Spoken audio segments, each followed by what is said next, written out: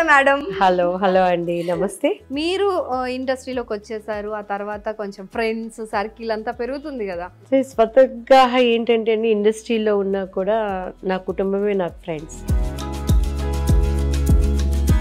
So నేను ఎప్పుడు ఎవరితో ఒకటి బయటికి వెళ్ళింది ఏది వెళ్ళినా నా కుటుంబీకులతోనే. మీ ఫస్ట్ మూవీలో మీరు పెళ్లి కూతురుగానే క్లిక్ అయ్యారు, మళ్ళీ పెళ్లి పుస్తకంలో పెళ్లి కూతురుగా అనమాట. పెళ్లి పుస్తకం అదొక అద్భుతం, అంతే. అదొక కావ్యం, అదొక ఘట్టం.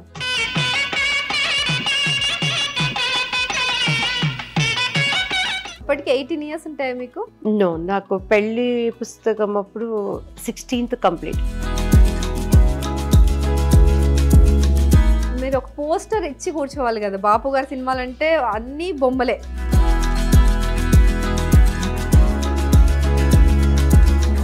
క్రిస్టియానిటీలోకి వచ్చేసరికి కొందరు సినిమాలే చూడొద్దు అసలు అని అంటారు, బొట్టు పెట్టుకోవద్దు.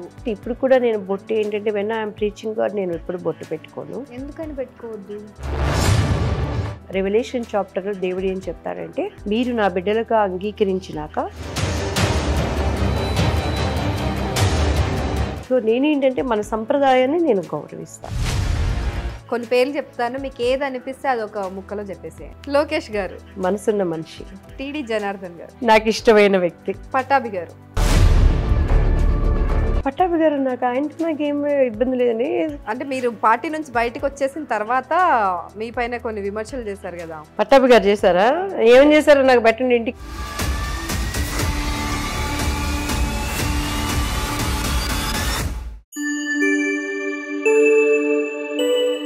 నమస్తే, సువర్ణ మీడియాకు స్వాగతం. ఇప్పుడు మనతో ఉన్న గెస్ట్ ఎవరో తెలుసా? ఏ తెలుగింట్లో పెళ్ళైనా సరే ఆవిడ ఖచ్చితంగా గుర్తొస్తారు. అంటే అవును, నిజంగా ఏ గెస్ట్ గుర్తొచ్చినా గుర్తు రాకపోయినా సరే ఆవిడ మాత్రం ఖచ్చితంగా గుర్తొస్తారు. ఎందుకంటే ఆవిడ నటించిన ఒక అద్భుతమైన పాట ఆ పెళ్ళిలో ఖచ్చితంగా ఉంటుంది కాబట్టి. సో అలాంటి అద్భుతమైన పాటలు నటించి తనకంటూ ఒక బాపు బొమ్మల ఒక చెరగని ముద్ర వేసుకున్నారు. అంతేకాదు డివోషనల్గా కూడా తన అంకిత భావంతో ప్రార్థించి, అబ్బా ప్రార్థన అంటే ఇలా చేయాలి, ఆవిలా చేస్తే యేసు కరుణిస్తాడన్నంత ఆప్యాయంగా ప్రార్థిస్తారు ఆవిడ. అంతేకాదు పొలిటికల్గా కూడా ఎంట్రీ ఇచ్చి తనకంటూ ఒక గుర్తింపు సంపాదించుకొని, స్వాభిమానానికి అడ్డొస్తే మాత్రం ఎంతటి వారైనా సరే తాట తీస్తా అని వార్నింగ్ ఇచ్చేసి తనకంటూ ఒక ఫైర్ బ్రాండ్ అనే ఇమేజ్ని సంపాదించుకున్నారు.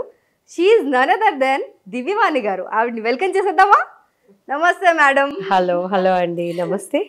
అండ్ మన సువర్ణ మీడియా ప్రేక్షకులందరికీ కూడా నా హృదయపూర్వక నమస్కారాలు and belated happy Ugadi. And మీకు కూడా happy Ugadi to you two ma'am. Thank you అమ్మా. సో చాలా రోజుల నుంచి వెయిట్ చేస్తున్నాం అసలు మీ ఇంటర్వ్యూ కోసం, మీరు ఎప్పుడెప్పుడు కనిపిస్తారా అనేసి. నేను కూడానండి, మన మీడియా నుంచి మన సహోదరులు మెసేజ్ పెట్టినప్పుడల్లా నేను అనుకోకుండా నా పనులు అటు ఇటు ఉండటం. సో ఇవాళ కూడా చాలా బిజీ షెడ్యూల్లో ఇక మిమ్మల్ని చాలాసేపు వెయిట్ చేయించి ముందుగా మీకు సారీ చెప్తున్నాను అనమాట. బాపు బొమ్మ అలా కదిలి నడిచొస్తే ఎలా ఉంటుందో అలా చూసే అవకాశం మాకు దక్కింది. ఆ అవకాశం కోసం ఎంతసేపు అన్నా వెయిట్ చేయొచ్చు. అలా అసలు నేను ఎప్పుడు టైం అంటే టైము, మాట ఇచ్చానంటే ఇంకా అది తెల్లవారైనా సరే ఒక్కసారి చెప్పారంటే వచ్చేస్తాను. సో ఇక ఈ ట్రాఫిక్లో పర్వాలేదు మ్యామ్, అది it's common.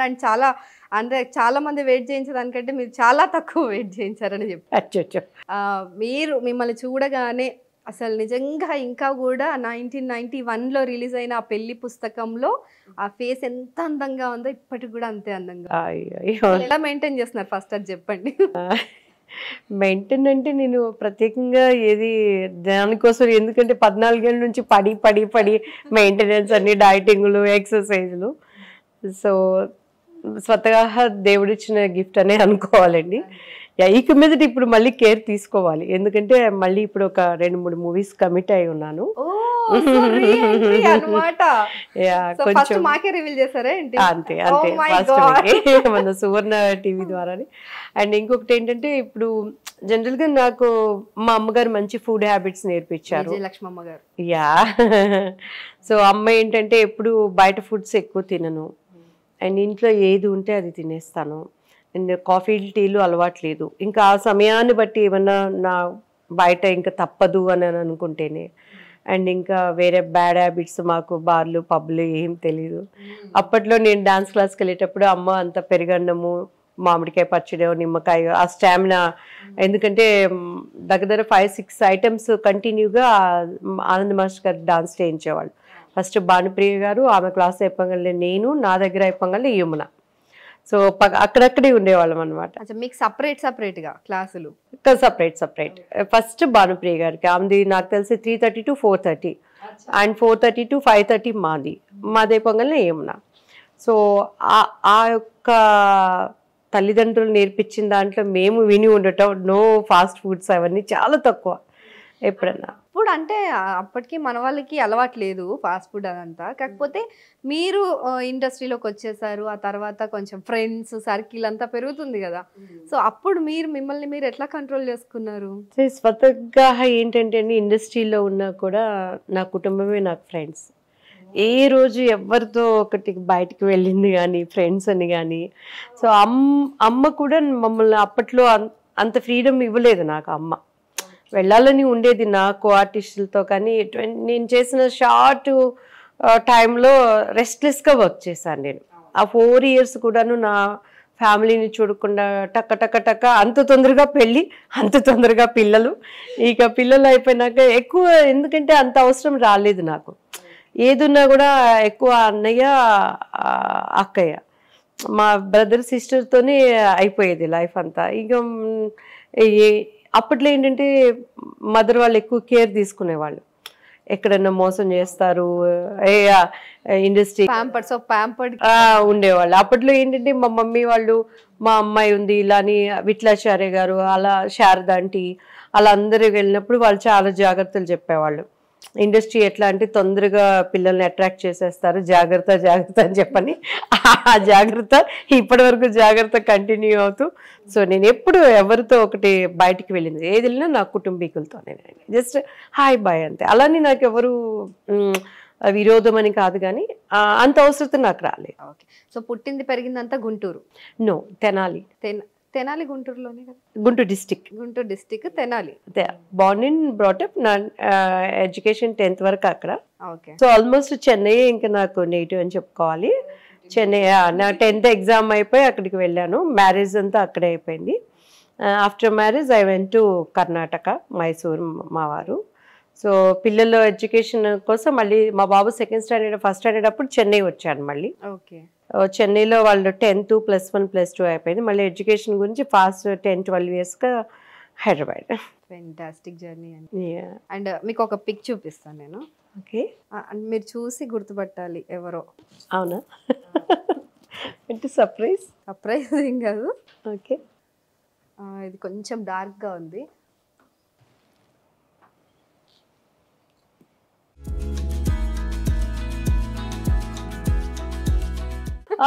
So cute. Yeah, నా ఫస్ట్ మూవీ. ఇంత బాగా ఎలా పట్టుకున్నారు ఈ పిక్ని? Thank you. ఎందుకంటే ఇది కరెక్ట్గా నాకు నా 10th అయిపోయినాక. సో నాకు 14 years అప్పుడు. చీర కట్టుకోవటం రాదు నాకు. 14 years కి ఎంత మెచ్యూర్డ్ గా చేశారు. అంటే అప్పుడు మంచి హైట్ పర్సనాలిటీ, చిన్నప్పటి నుంచి కూడా. ఆల్మోస్ట్ 10th తర్వాత గ్రోత్ బాగా వచ్చాను. అప్పుడు చెన్నై వచ్చినాక మా మమ్మీ వాళ్ళు ఎప్పుడైతే మూవీస్ అనుకున్నారో స్విమ్మింగ్ జాయిన్ చేశాను. స్విమ్మింగ్ అండ్ స్కిప్పింగ్ బాగా ఆడేదాన్ని. 1000 నాన్-స్టాప్గా కొట్టాలన్నమాట. సో అప్పుడు ఇది అనమాట. సో థ్యాంక్ యూ, నాకు షేర్ చేయండి ఇది. యా, సర్దార్ కృష్ణనాయుడులో పెళ్లి కూతురు గెటప్. కృష్ణనాయుడు కృష్ణ గారి కూతురుగా చేశారు. అండ్ శారద గారు అప్పుడే అంత పెద్ద పెద్ద ఆర్టిస్టులతో నటించే అవకాశం వచ్చింది ఫస్ట్ మూవీకి. అసలు ఎలా స్టార్ట్ అయింది ఆ జర్నీ? యాక్చువల్లీ నేను ముఖ్యమంత్రి అనే సినిమా చేసి ఉండాల్సింది, అది కృష్ణ గారితోనే.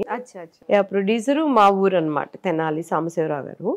అది అప్పుడు నేను 7th లో ఉన్నాను, 7th standard. నాన్నగారు ఒప్పుకోలేదు.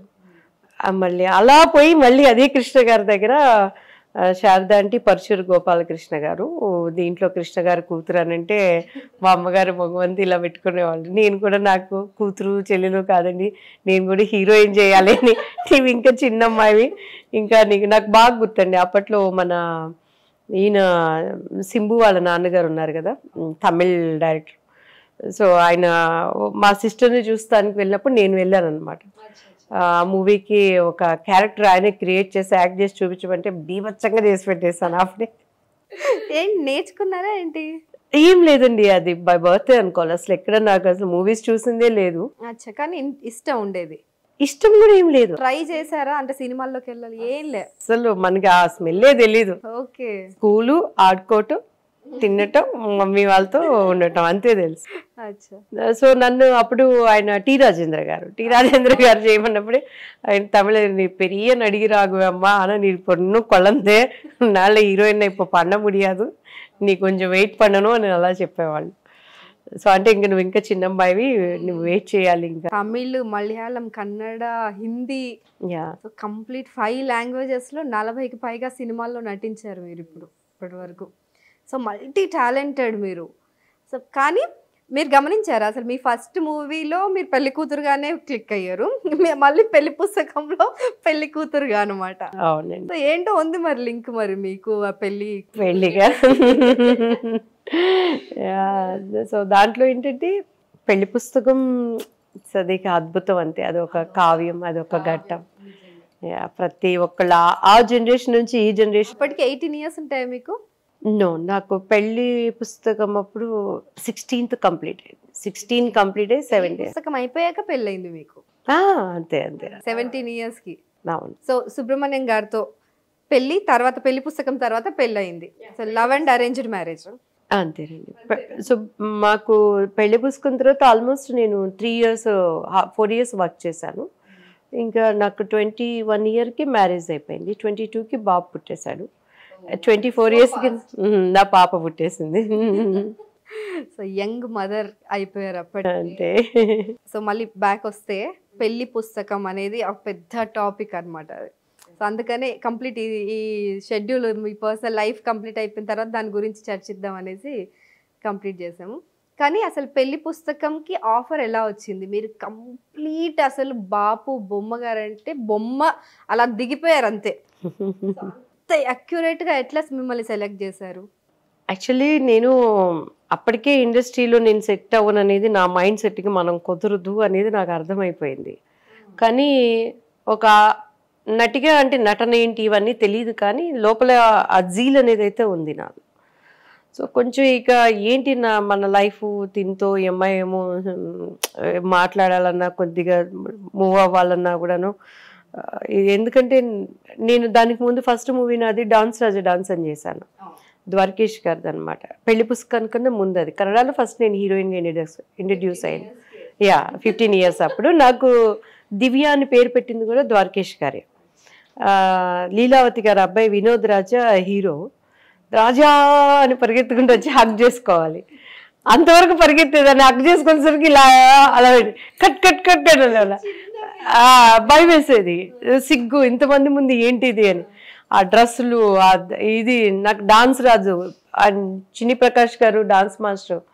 ఇంక నేను ఏడ్ చేశాను అప్పుడు. ప్రకాష్ గారు అసలుకే కోపిస్ట్ అయిన. కోపము. రేఖ వాళ్ళ వైఫ్ రేఖా గారు, ఆ అబ్బాయి చూస్తేనేమో లండన్లో ప్రాక్టీస్ అయ్యి వచ్చాడు డాన్స్లో. ఆ మూవీ రిలీజ్ అయినాక చిరంజీవి గారు ఆ అబ్బాయి కోసం ఆ సీడీ తెప్పించుకొని చూసారని విన్నాను నేను. అంత బాగా చేశాడు తను అనమాట.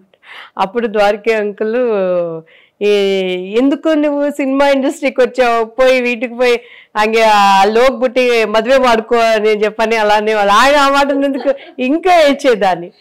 సో అట్లా అంత షైగా ఉండేదాన్ని.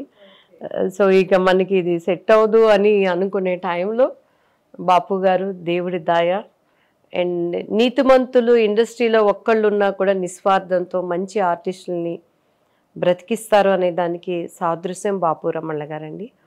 వాళ్ళ దగ్గర కూడా చాలా భయపడతా వెళ్ళాను నేను. సో బాపు గారు నా హెయిర్ అది చూసి అండ్ అది ఒరిజినల్ హెయిరేనా? యా, నా సొంత జుట్టు అది. పెళ్లి పుస్తకంలో వారు అసలు మా అమ్మగారు నిజంగా మా అమ్మ లాంటి అమ్మ నాకు తెలిసి ఈ భూప్రపంచంలో లేదని నేను అనుకుంటానండి. స్టిల్ ఇప్పటికీ ఆమె నాకు ఆశ్చర్యం ఏమనిపిస్తుంది అంటే కొంచెం అమ్మకు మెమరీ లాస్ అయింది. నేను చాలా ఎట్లా అంటే ఒక చిన్న పిల్లలాగా ఇప్పుడు ఆమె మేము కేర్ చేయాలి. నాకున్న బిజీ షెడ్యూల్లో అమ్మకి ఒక మనిషిని పెట్టినా కూడా వాళ్ళు ఎంతవరకు చూసుకుంటారో లేదని ఆల్మోస్ట్, ఎందుకంటే ఆమె ఏక్ నిరంజన్, ఇప్పటికీ ఎవరి మాట ఆమె కేర్ చేయదు, ఇప్పటికీ అదే కేర్. మా అమ్మాయి అదే. నేను నిజంగా నాకు కోల్డ్ నుండి కాల్ చేసిన వెంటనే నా గొంతుని ఆమె గుర్తుపట్టి ఏజ్లో కూడా, ఏంటి వాణి తల్లి నీకు జలుబు చేసింది అమ్మా అంటది.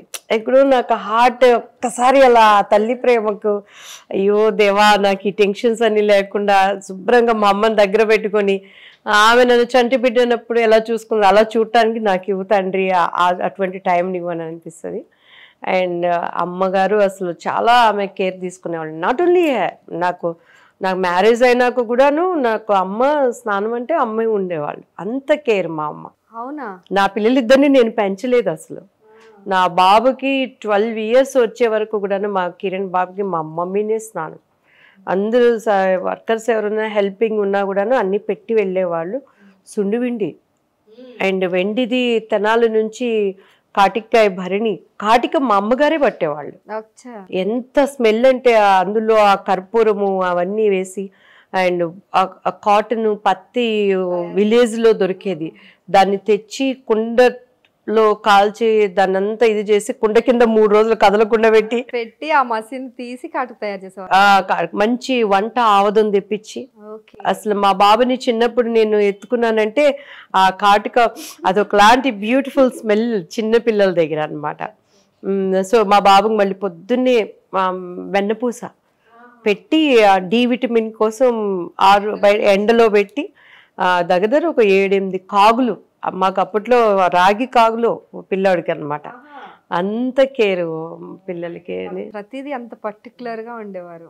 షూటింగ్లో నేనున్నా కూడాను, షూటింగ్ ప్యాకప్ అయిందంటే తలకి అమ్మే ఆవదం పెట్టేసేసి, అమ్మ రేపు పొద్దున్నే షూటింగ్ లెగవాలమ్మా, ఎప్పుడు వదులుతుందమ్మా ఈ జిడ్డు అని అంటే పట్ మన ఒక ముట్టికాయ తిరిగి మాట్లాడితే ఆమెకి కోపం ఎక్కువ అనమాట. వాణి తల్లి అనగానే వెళ్ళిపోవాలి. ఏంటి అని అన్నామంటే ఆమెకి మర్యాదగా పిలిచి బోల్ట్ వేసేసి ఏంటి అని రెండోసారి అనుకోకుండా, ఏంటి అని నిన్న అవసరం ఉంటే కదా పిలుస్తాము, నీకు ఒబీడియంట్ ఉండాలి కదా తల్లి పిలిచినప్పుడని అంత నేర్పించేవాళ్ళు అనమాట. ఉండేవారు. కానీ కొట్టేవారు ఎప్పుడైనా? నేను ఎప్పుడైనా సాంగ్స్ అవి అంటే లిప్స్టిక్ ఎక్కువ వేసుకునేదాన్ని. లిప్స్టిక్ ఎక్కువైంది తల్లి తీ అంటే పోమ్మా అనేది అనగా నాకు కోపం వచ్చేస్తుంది. కోపం వస్తే నాకు పిల్లలు పుట్టినాక కూడా మా అమ్మగారు దబిడి దివిడి. అవునా? అసలు అలా చేయబట్టి ఈరోజు ఇంత కంట్రోల్లో ఉన్నాం. ఆ భయం ఇప్పటికీ ఆమంటే భయమే. And she loves me a lot అండి. How you use to carry that long hair అప్పట్లో? మా అమ్మగారు ఎప్పుడు నేను దాని తర్వాత మేము డాన్స్ క్లాస్కి వెళ్ళినా, స్విమ్మింగ్కి వెళ్ళినా 2 జడలు రిబ్బన్ పెట్టి పైకి కట్టేసేది. కట్టేసి దాన్ని మళ్ళీ అటు ఇటు పెట్టి గట్టిగా కట్టేసి స్విమ్మింగ్ క్యాప్ పెట్టుకునేవాళ్ళు. అండ్ మోడర్న్ డ్రెస్లు అవనంటే ఫుల్ హెయిర్ ప్యాక్ చేసేసి ఆ గెటప్ తగ్గట్టు విక్స్ పెట్టుకునేవాళ్ళు. అందుకే కొన్ని సినిమాల్లో చిన్నగా కనిపించేది, కొన్ని సినిమాల్లో పెద్ద. ఆ గెటప్ ని బట్టి విక్స్ అయి పెట్టేవాళ్ళు. ఇంకా జనరల్ ఫంక్షన్స్ అవనంటే శుభ్రంగా కుప్పిలు పెట్టి జడేసి ఇన్ని మల్లెపూలు పెట్టి మళ్ళీ అందరూ లుక్ ఎట్ మీ అనే విధంగా సంప్రదాయంగా అమ్మ రెడీ చేయించేవాళ్ళు. అండ్ ఇప్పుడు ఈ జనరేషన్కి ఇంకెంత ఏజ్లో బట్ ఇప్పటికీ ఆయన పెంచాలని అంటే పెరిగిపోతుంది. మరి దేవుడు ఇది ఇచ్చిన గిఫ్టే. అసలు ఇప్పటి వరకు కూడా ఎంత కూడా అంటే మాకే హెయిర్ ఊడిపోతుంది, ఈ ఏజ్లోనే హెయిర్ వైట్ అయిపోతుంది. మీకైతే ఎక్కడ అమ్మ తల్లి మీ జనరేషన్లు నా కూతురు సీరం అంటది, అదంటది ఇదంటది, అడ్డమైన గబ్బు నేను రాయను. ఒక్కటే నేను ఆ స్ట్రైట్నింగ్ చేస్తారు, ఐరనింగ్ అంటారు. ఒకసారి మా అన్నయ్య గారు వాళ్ళ అబ్బాయి చింటూ అని తనది ఇక్కడ పార్లర్ ఉంది, అత్త నీకు స్ట్రైట్నింగ్ చేయిస్తాను అత్త, చాలా బాగుంటది అత్త అన్నాడు. ఎందుకురా చింటూ, ఏదో ఈ జన్మకి ఇది చాలండి. లేదత్త నువ్వు అందంగా కనపడతావు రా అత్త అని పేడ పూసినట్టు ఏదో క్రీములు పూసి దానికి ఐరనింగ్ పెట్టి నాకు అస్సలు అది ఎలా అంటే అంటంటుగా అయిపోయి స్టిక్కీగా హెయిర్ అంతా. నేను ఇప్పుడు స్ట్రైట్నింగ్ చేయించలేదు అయితే? నో అండి, అసలు ఉండడం కూడా స్ట్రైట్ హెయిర్ అన్నది స్ట్రైట్ హెయిర్. మహానటికి మాత్రం ఆ ఫస్ట్ దానికి ఒక కర్లింగ్ ఇది పెట్టాను. పిన్స్ కూడా నేను ఎక్కువ హెయిర్ డ్రెస్సెస్ కి పెట్టనివ్వను. జస్ట్ 1 or 2 పిన్స్ అంతే. లాంగ్ హెయిర్ ఉంటే ఇంకా అంతకంటే అదృష్టం ఏంటండి, ఇలా కావాలంటే అలా చేసేయచ్చు దాన్ని. So super. సో ఆ జడ చూసి బాపు గారు మిమ్మల్ని సెలెక్ట్. మొత్తం ఆయన అసలు ఏం మేకప్ అది ఏం ఉండకూడదు, ఇట్లానే న్యాచురల్ గా ఉండాలి. సో ఆ మూవీ మొత్తం మేకప్ వేసుకోలేదా మీరు? చాలా లైట్ మేకప్, చాలా లైట్ మేకప్, ఆల్మోస్ట్ అసలు మేకప్ ఓన్లీ కాటుక అంతే. అచ్చా. సో నార్మల్ గా ఇంట్లో ఎట్లుంటారో అట్లే అంతే. సో మొన్న కూడా నేను ఒక ప్రేయర్ మీటింగ్స్ కని డల్లాస్ వెళ్ళినప్పుడు అసలు అక్కడ తెలుగు వాళ్ళందరూ అట్లా గుమ్ము గుడేశారు. దివ్యవాణి గారు పెళ్లి పుస్తకం అండి అని, తర్వాత ఇక పొలిటికల్ గా మీ వాయిస్ అని అట్లా. సో ఇప్పటికీ అది ఇంకా ప్రజల్లో ఎక్కడ వెళ్ళినా కూడా అండి ఆ తెలుగు వాళ్ళు అనేవాడు, ఆంధ్ర నుంచి అమెరికా వరకు కూడాను ఎక్కడికి వెళ్ళినా సరే తెలుగు వారు ఎక్కడున్నా మీరు అక్కడ ఆ ఇంట్లో ఉండాల్సిందే. ఆ పెళ్లి సీడీలో మీ పాటలు ఏంది కుదరదు, ఆ పాట వినగానే మీరు పెళ్లి కూతురు గెటప్ లో మాకు కళ్ళ ముందుకు వచ్చేస్తారు ఆటోమేటిక్ గా. రిలీజన్ కి సంబంధం లేకుండా మైనారిటీస్ కానీ క్రైస్తవులు కానీ ప్రతి ఒక్కళ్ళ పెళ్లిళ్ళలో, ఈవెన్ అపోజిషన్ లో ఉన్న వాళ్ళ పెళ్లిళ్ళకి కూడా ఇదే సాంగ్. అంటే అంత తెలిసిన వాళ్ళు, రిలీజియస్ ఏది లేదు, తెలుగు తెలిసిన వాళ్ళందరూ కూడా. అంటే అదంతా ఒక భార్యాభర్తల బంధాన్ని అర్థం చెప్పే విధంగా ఆ ఏ జనరేషన్ పాట అసలు అద్భుతంగా చిత్రీకరించారు. సినిమా మొత్తం కూడా ఒక జీవితాన్ని ఎట్లా కంట్రోల్డ్ గా ఉంచాలి, భార్యాభర్తలు ఎట్లా అండర్స్టాండింగ్ ఎట్లా ఉండాలని చెప్పేసి అది ఎన్నిసార్లు చూసినా అసలు తనివి తీరదండి. ఎన్నిసార్లు చూసినా మీరు ఏడ్చినప్పుడల్లా మా కళ్ళలో కూడా వాటర్ వస్తుంది. అండ్ అక్కడ మీరు ఒక పోస్టర్ ఇచ్చి కూర్చోవాలి కదా, బాపు గారి సినిమాలు అంటే అన్నీ బొమ్మలే ప్రతీది. మామూలుగా వంగి మాట్లాడాలన్నా కూడా ఇలా వంగి ఇలా చెప్పాలన్నమాట.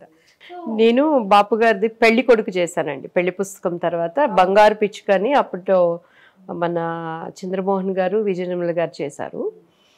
అనివార్య కారణాల వల్ల నేను మిస్టర్ పెళ్ళం చేయలేకపోయాను. మిస్టర్ పెళ్ళం మీరు చేయాల్సింది, నేను చేయాల్సింది చాలా. అసలు బాపు గారు మళ్ళీ ప్రసాద్ గారిది నాది కాంబినేషన్ అన్నారు. ఎనీహో బ్యాడ్ లక్ అది, నేను కొన్ని కారణాలు. దాని తర్వాత బాపు గారు మా కోసమే పెళ్లి కొడుకు చేశారు. ఆ పెళ్లి కొడుకులో ఏంటంటే జస్ట్ నువ్వు అట్లా ఆ పోస్టర్ ఇలా పెట్టాలన్నమాట, జస్ట్ అలా చూపించేది కూడా. ఆయన వేసిన స్కెచ్ తర్వాత నేను మెల్లగా ఎప్పుడు ఆయన వేసే ఆర్ట్ చూసేదాన్ని. ఆ బొమ్మ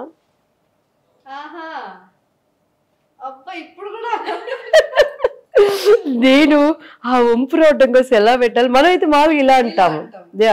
అందులో ఏంటంటే నేను నరేష్ గారు చేస్తాము, నేను ఏజ్ అయిపోయినాక ఒక సాంగ్ దాంట్లో అనమాట ఆ కమాండింగ్ అది మొగుడిని ఎలా కంట్రోల్ పెట్టాలి అనేదానికి నువ్వు అటు ఎల్లు అనేదానికి నేను మామూలుగా వెళ్ళాను. తర్వాత బొమ్మ చూసినాడు అలా పెట్టి ఆ చెయ్యి కూడా ఆయనకి ఆడదానికి ఆ వంపు కావాలి.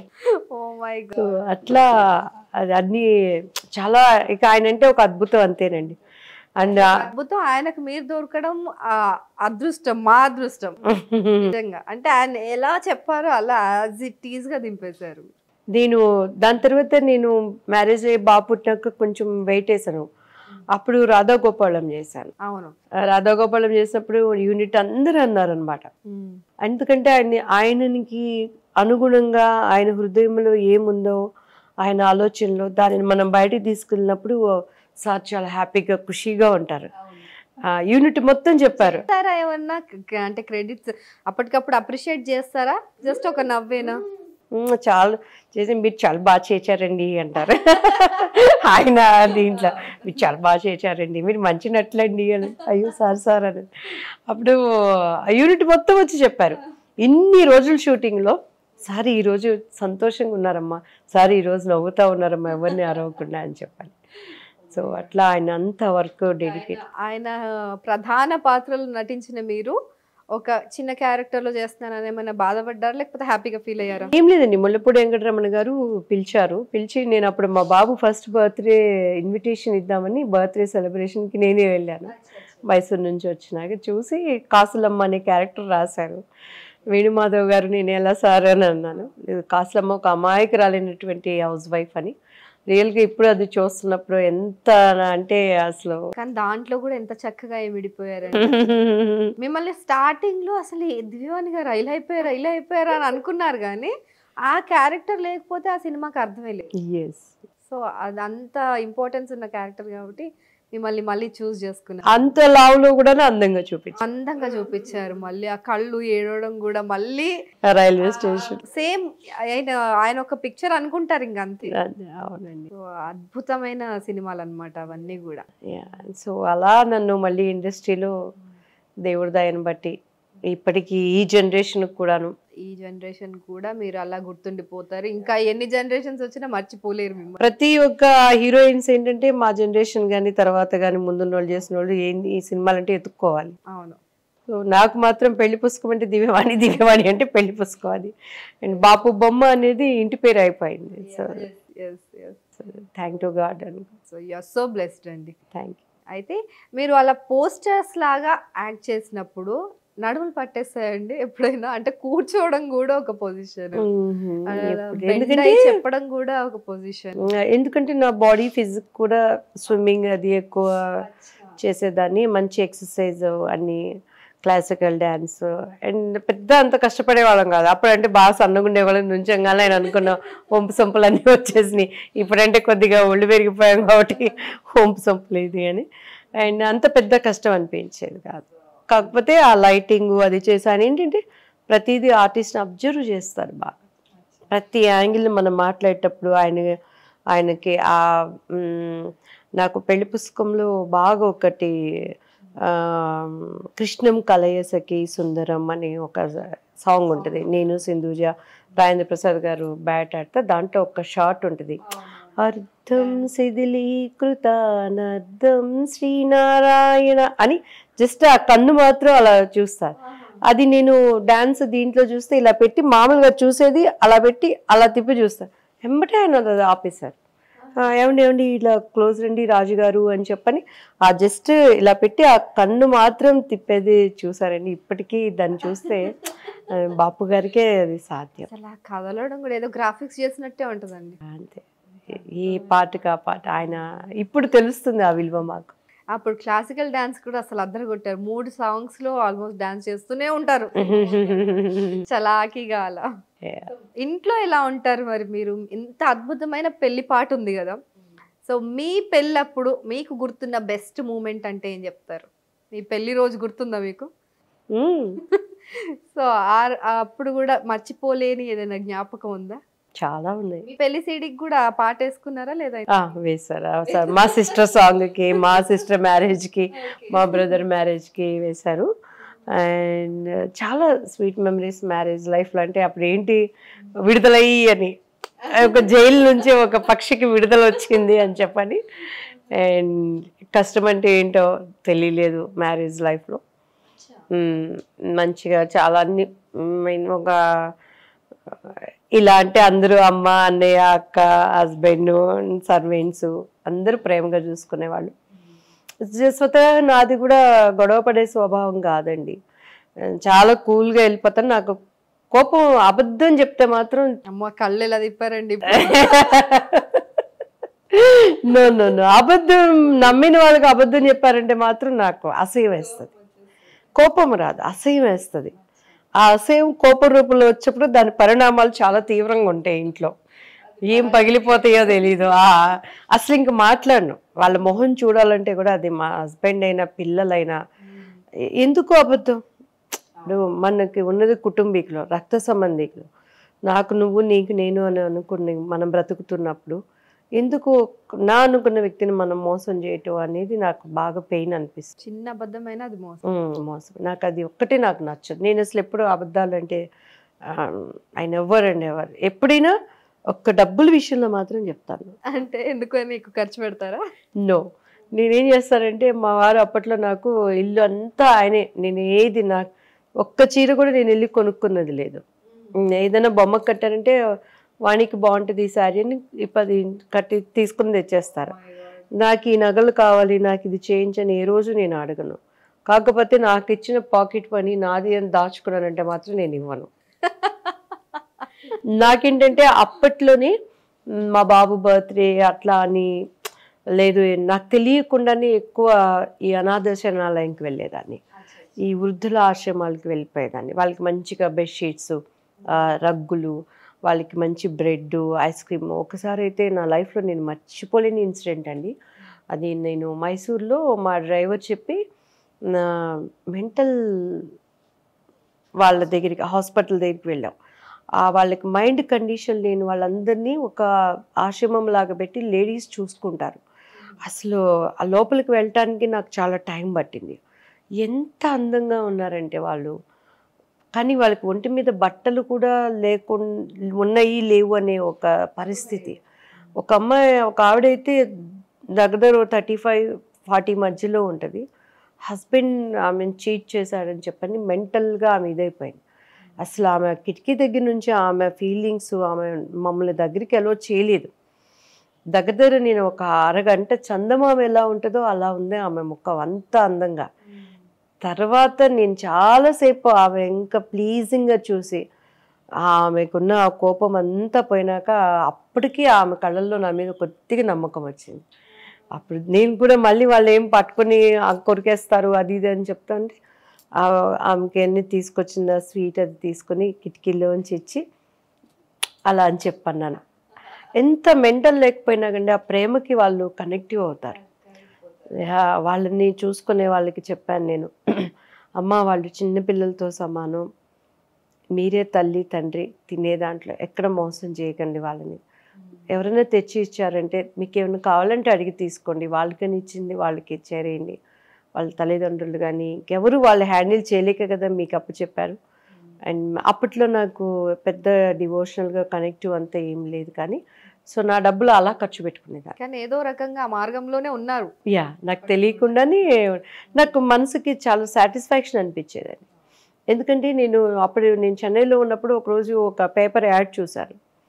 ఒక అబ్బాయి వాళ్ళ నాన్నగారు సమ్ సిటీ బస్ డ్రైవరు, తను మెడిసిన్ చదువుకుంటున్నాడు. వాళ్ళ నాన్నగారు సడన్గా హార్ట్ అటాక్ వచ్చి చనిపోయాట బస్సు డ్రైవింగ్లోనే.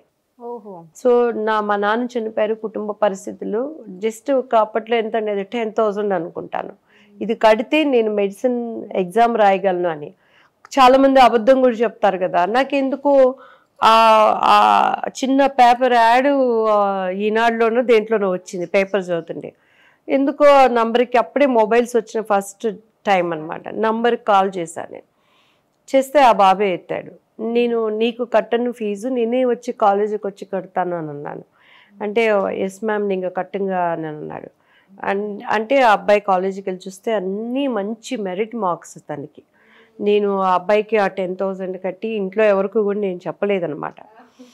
సో మాకు సన్నిహితంగా ఉండే ఫ్రెండ్స్ అన్నారు, ఈ చెన్నై మహాపట్నంలో కొన్ని లక్షల మంది ఉన్నారు, కోటీశ్వరులు ఉన్నారు, 10,000 ఎవరికి పెద్ద విషయం కాదు, కానీ కట్టే మనసు ఎంతమందికి ఉంది దివ్య అనేసి నేను కట్టాను, మర్చిపోయాను. ఆఫ్టర్ 4 years ఆ అబ్బాయి మా ఇంటి వెళ్ళి ఎత్తుక్కుంటా వచ్చి నా బ్లెస్సింగ్స్ తీసుకొని, అమ్మ నా మెడిసిన్ అయిపోయింది, నేను ఇట్లా ఇప్పుడు వర్క్ దీని మీద వెళ్తున్నాను అన్నప్పుడు, ఆ రోజు ఆ 10,000 మీరు కట్టుండి ఉండకపోతే నేను ఆ ఎగ్జామ్ రాసేవాడిని కదా అన్నప్పుడు రియల్లీ నాకు మనసుకి ఎంత సంతోషం అనిపించిందంటే నేను అదే అలా చేయాలి హెల్ప్ అంటే నిజంగా.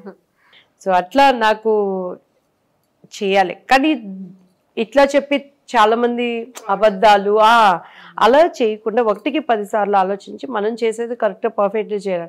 అప్పుడు మాత్రం డబ్బుల విషయంలో ఉంచుకొని కూడా లేవు అని చెప్తాను తప్పించి. ఆల్మోస్ట్ నేను ఎక్కడ ఓపెన్ బుక్ అండి, ఎందుకంటే అంత అవసరం లేదు నా కుటుంబీకుల దగ్గర. సో అలా ఏం దాచరు అనమాట. సో అందుకని కంప్లీట్ ఒక హ్యాపీ పెరగడం కూడా హ్యాపీగానే, ఏ కష్టాలు లేకుండా తెలియకుండా పెంచారు అమ్మ. కానీ అమ్మ చాలా కష్టపడి ఉంటారు. She is hard lady, very hard working. ఇప్పటికీ ఆమె కష్టపడుతూనే ఉంటారు. ఎందుకు ఈ కష్టం అన్నా దానికి అలవాటు పడిపోయి నాకు బాగా గుర్తు. మా అమ్మగారు ఏం చేస్తారంటే మిక్సీలు ఉన్నా కూడా మజ్జిగలో వెన్నపూస తినడానికి మిక్సీలు తిప్పరు. ఆ మజ్జిగ కవ్వం తీసుకొని దాన్ని ఇలా ఇలా ఇలా అని ఆ వెన్నపూసను తీసి దానిని కూడా ఆమె కాళ్ళకి రాసే, దానిని కూడా వేస్ట్ చేయకుండా, అంటే ఎందుకమ్మా మిక్సీలో తిప్పితే వస్తుంది కదా అంటే ఇది ఒక ఎక్సర్సైజు. సో అట్లా ఇప్పటికీ అలవాటు పడిపోయిన వాళ్ళు ఇంకా చేయలేరు. నార్మల్ వర్క్ చేస్తే ఆమెకి రోటి పచ్చళ్ళు చేయాలంటే రోట్లోనే నూరాలి, మిక్సీలో పనులు చేస్తే వాళ్ళు తిట్టుకుంటారు. ఇది ఒక పని మాకు, రోలు కడగాలి, మళ్ళీ పచ్చడి బండ కడగాలి, అన్ని తెచ్చారు మళ్ళీ తిడతారు ఈమె. సో అట్లా ఇప్పటికీ ఆ సిస్టమే. సో అలా పెరిగారు కాబట్టి మీరు కూడా సిస్టమేటిక్గా ఈ జనరేషన్కి చేయాలని అనుకుంటాం కానీ ఓపిక లేదు, ఎవరైనా చేసి పెడితే తినిపెట్టి బాగున్నాయి అని అనుకుంటామే కానీ సిస్టమ్ని ఫాలో అయితే ఎక్కువ వర్కర్స్ ఎవరు ఉండరండి, వేరే ఇల్లు చూసుకుంటారు. సూపర్ సూపర్ అండి.